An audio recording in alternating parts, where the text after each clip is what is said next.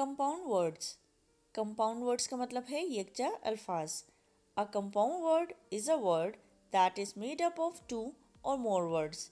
Compound word एक ऐसा लफ्ज़ है जो कि 2 या 2 से ज़्यादा अल्फाज का मजमूआ होता है, यानी 2 या 2 से ज़्यादा अल्फाज से मिलकर बनता है। The meaning of many compound words is related to the meaning of each individual word.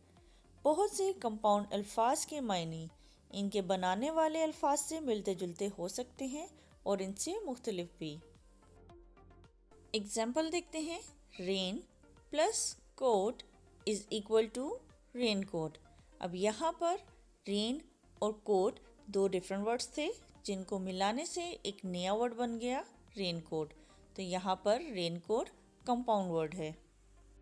Next example है ear plus ring is equal to air ring. Snow plus man is equal to snowman.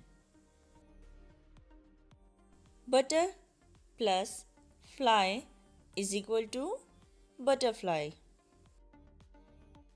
Water plus melon is equal to watermelon.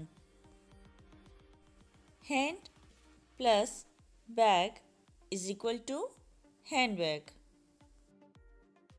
House plus wife is equal to housewife.